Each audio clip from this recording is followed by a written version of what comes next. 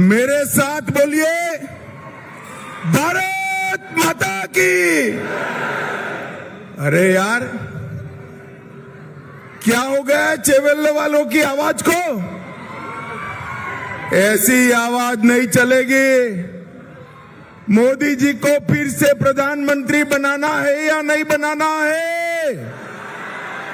400 पार करना है या नहीं करना है? कोंडा विश्वेश्वर रेड्डी को सांसद बनाना है या नहीं बनाना है? तो मेरे साथ दोनों हाथ उठाइए।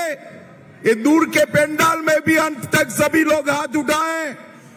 विजय के संकल्प की मुट्ठी भींचिए और प्रचंड आवाज से बोलिए, भारत माता की जय श्री राम, जय जय श्री राम। मंच पर उपस्थित डॉक्टर उमेश यादव जी, हमारे गुलबर्गा के सांसद bakery Janardan Reddy ji, AVN Reddy ji, M Shashidhar Reddy ji, के एम रत्नम जी, एन मल्ला रेड्डी जी, के माधव रेड्डी जी, बोक्का नरसिम्हा रेड्डी जी, रामा रंगा रेड्डी जी, गुम्मंडी रामचंद्र रेड्डी जी, काशी रेड्डी भास्कर रेड्डी जी, बुनेती मारुति किरण जी, पी नवीन कुमार जी, श्री विट्ठल जी, बहन सुनीता रेड्डी जी, और आज जिनको जिताने की अपील करने के लिए मैं आया हूं, ऐसे मेरे मित्र और भाजपा के सांसद के प्रत्याशी डॉक्टर कोंडा विश्वेश्वर रेड्डी के लिए जोर से ताली बजाइए सभी लोग। और आज चेवल्ला की इस विशाल जनसभा में आए हुए प्यारे भाइयों, बहनों, माताओं और मेरे जिगर के टुकड़े जैसे युवा मित्रों, आप सभी को नमस्कार। भाइयों बहनों, सबसे पहले चिलकुर बालाजी मंदिर में बैठे हुए भगवान बालाजी को मैं प्रणाम करता हूं। श्री सेवालाल जी महाराज, अम्मापाली मंदिर, उसको भी मैं प्रणाम करता हूं। भाइयों बहनों, मैं जब यहां आया हूं तब स्वतंत्रता सेनानी और प्रदेश के पहले उप मुख्यमंत्री कोंडा वेंकट रंगा रेड्डी जी को याद कर मन पूर्वक श्रद्धांजलि देना चाहता हूं। ये रंगा रेड्डी जिले का नाम उनके नाम से ही रखा गया है और कोंडा वेंकट रंगा रेड्डी जी के परिवार से ही श्री कोंडा विश्वेश्वर रेड्डी आज आ रहे हैं। भाइयों बहनों, मैं अपील करना चाहता हूं कि आप सभी लोग उनको प्रचंड बहुमत से जिताइए। भाइयों बहनों, ये जो चुनाव 2024 का चल रहा है, ये चुनाव दो खेमों में बटा हुआ। एक और एनडीए का खेमा है जो नरेंद्र मोदी के नेतृत्व में आगे बढ़ रहा है, और दूसरी ओर इंडी अलायंस है जो राहुल बाबा के नेतृत्व में आगे बढ़ रहा है। अरे हंसिए मत भाई, राहुल जी बड़े नेता है हमारे, हंसिए मत।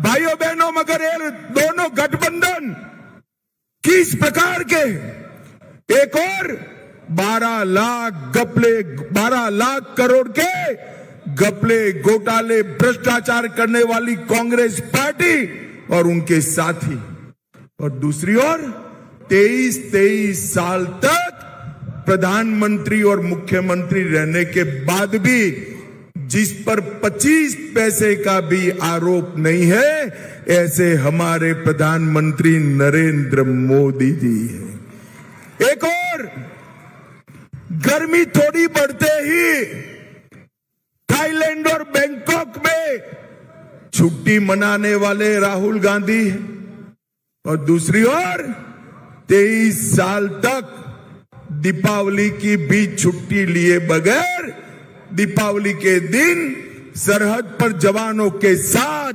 दीपावली मनाने वाला नरेंद्र मोदी है।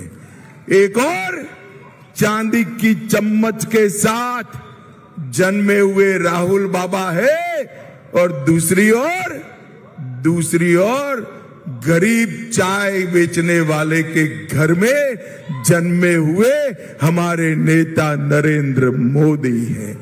एक और तुष्टीकरण के आधार पर राजनीति करने वाला ये इंडी अलायंस है, तो दूसरी ओर देश के लिए जान देने की बात करने वाला भारतीय जनता पार्टी है। इन दोनों के बीच में आपको तय करना है। भाइयों बहनों, आज मैं आया हूं तब 1998 में आज के दिन ही भारत के प्रधानमंत्री भारत रत्न अटल बिहारी वाजपेयी जी ने पोखरण में न्यूक्लियर टेस्ट कंडक्ट कर भारत को न्यूक्लियर ताकत बनाने का काम किया था। ये कह रहे हैं मोदी जी को 400 सीटें मिलेगी तो आरक्षण रिजर्वेशन चला जाएगा। अरे भाई रेवंत गारू, काहे को झूठ बोल रहे हो? मोदी जी के पास इस देश की जनता ने 10 साल से पूर्ण बहुमत दिया है। हमने तो कभी रिजर्वेशन नहीं हटाया, मगर मैं आपको पूछना चाहता हूं, आपने ये माइनॉरिटी रिजर्वेशन के नाम से मुसलमानों को जो रिजर्वेशन दिया है उससे मेरे एससी, एसटी और ओबीसी भाइयों का रिजर्वेशन कटता है। रेवंत गारू, हिम्मत है तो तेलंगाना की जनता को बताओ, क्या आप मुस्लिम रिजर्वेशन समाप्त करोगे? क्या उनको बताना चाहिए या नहीं बताना चाहिए? जोर से बोलो, बताना चाहिए या नहीं बताना चाहिए? वो नहीं बताएंगे, मगर मैं बता देता हूं, आप हमारे रेड्डी साहब को जिता दीजिए, इस मुस्लिम रिजर्व को हम समाप्त कर देंगे। भाइयों बहनों, ये झूठ के आधार पर चुनाव जीतना चाहती, मेरे तेलंगाना के वीडियो को मॉर्फ किया गया, एडिट किया गया और मेरे झूठे वीडियो को प्रसारित किया। रेवंत जी गलत जगह पे हाथ डाल दिया। भले आदमी करते तो और किसी का करते, अब पुलिस इसकी जांच कर रही है, ये डर रहे। भाइयों बहनों, झूठ के आधार पर ये चुनाव जीतने वाले लोग हैं। जब तेलंगाना का सर्जन हुआ, तेलंगाना रेवेन्यू सरप्लस स्टेट था। पहले बीआरएस और फिर कांग्रेस पार्टी इस तेलंगाना को 80,000 करोड़ सालाना चुकाना पड़े, मतलब 16 लाख करोड़ का ऋण करने का काम इन्होंने किया है। जो तेलंगाना राज्य सरप्लस था, इसमें 16 लाख करोड़ का डेट बना दिया। मैं आपको पूछना चाहता हूं चेवल्ला वालों, ये 16 लाख करोड़ में से आपके गांव में कुछ आया है क्या? अरे जोर से बोलो, आया है? जोर से बोलो, आया है? तो ये 16 लाख करोड़ कहां गया? जरा बोलो, कहां गया? ये टीआरएस और कांग्रेस वाले तेलंगाना की जनता के 16 लाख करोड़ रुपया चाऊ कर गए। ये तो मोदी जी को धन्यवाद करिए रेवंत गारू कि एफआरबीएम एक्ट के तहत आपको विशेष छूट देकर 9,000 करोड़ रुपया दिया, वरना तेलंगाना की तनख्वाह भी न हो पाती। भाइयों बहनों, छोटे छोटे गांव को ये म्यूनिसिपालिटी बना रहे हैं और इसमें कोई व्यवस्था नहीं है। ये रेवंत रेड्डी और राहुल बाबा दो इकट्ठा होकर आरआर टैक्स डाले। आरआर टैक्स का मतलब है रेवंत रेड्डी राहुल गांधी टैक्स। और तेलंगाना राज्य को कांग्रेस का एटीएम बना दिए हैं। तेलंगाना की जनता का पैसा हर रोज दिल्ली के खजाने में जा रहा है। भाइयों बहनों, एक कांग्रेस पार्टी, बीआरएस और ओवैसी, ये तीनों तुष्टीकरण की एबीसी है।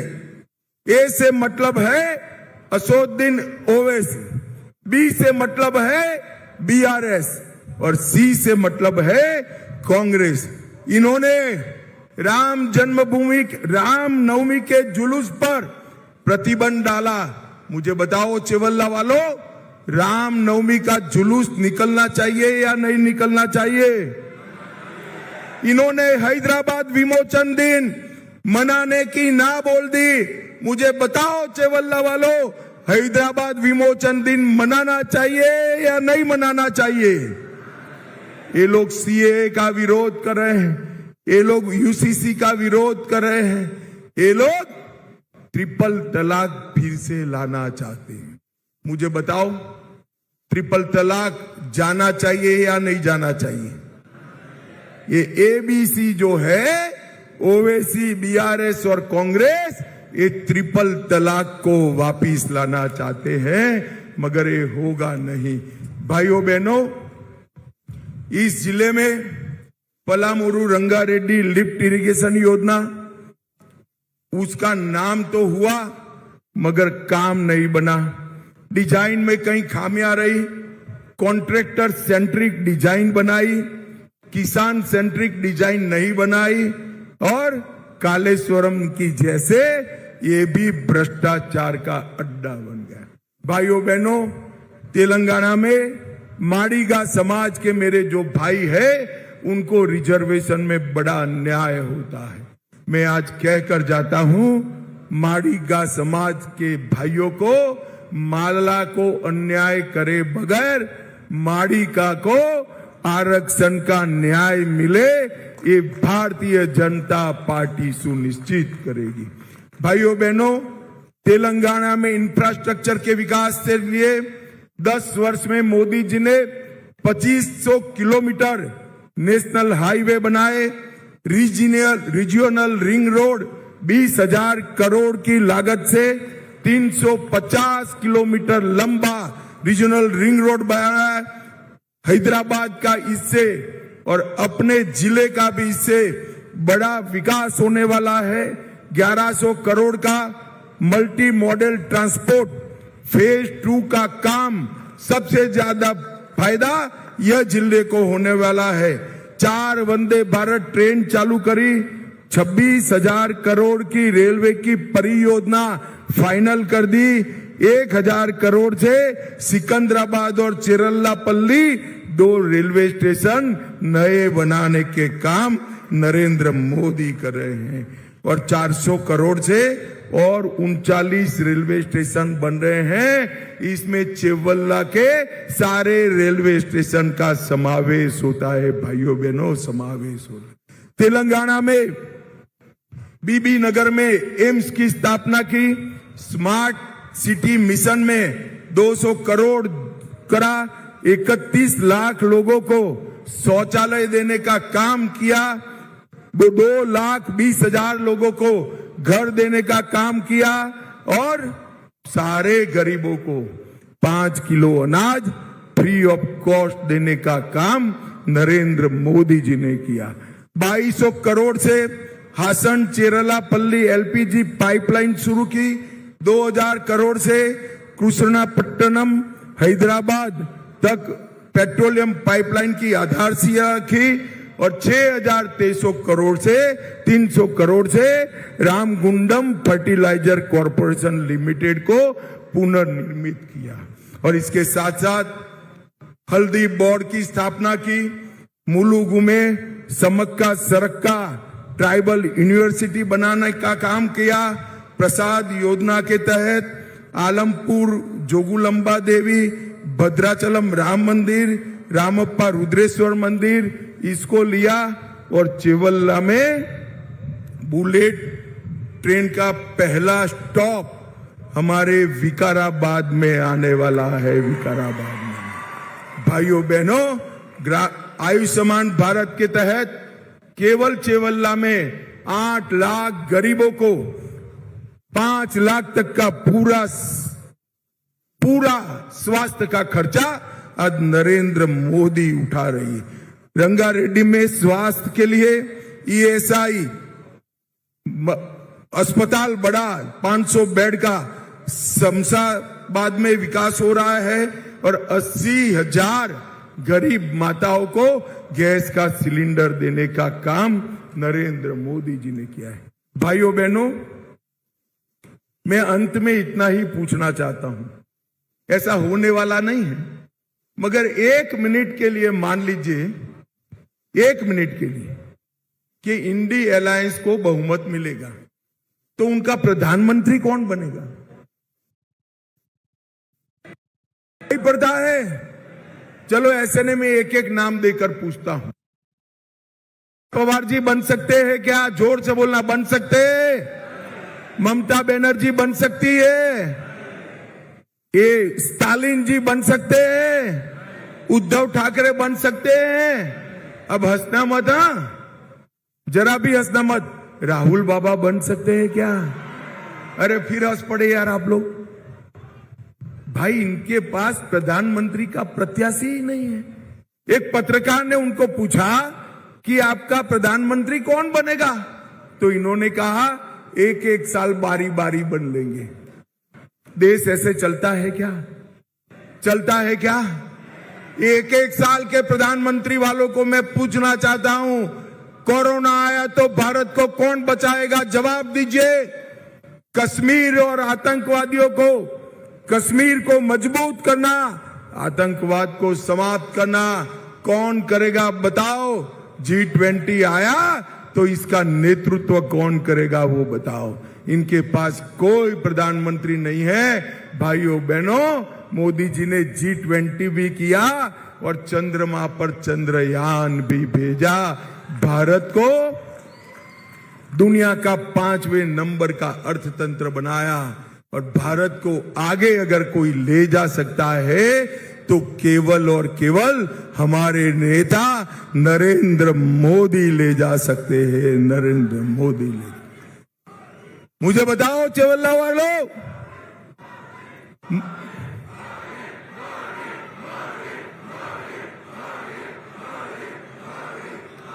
चेवल्ला वालों मुझे बताओ, आप लोग कमल के निशान पर बटन दबाओगे? जोर से बोलना भैया, दबाओगे?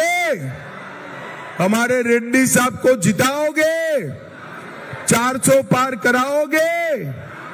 तेलंगाना में 10 से ज्यादा सीटों पर कमल खिलाओगे? मोदी जी को फिर से प्रधानमंत्री बनाओगे? तो मेरे साथ दोनों हाथ उठाइए। अंत तक सभी लोग उठाए हाथ। इस पंडाल में भी उठाओ भाई हाथ।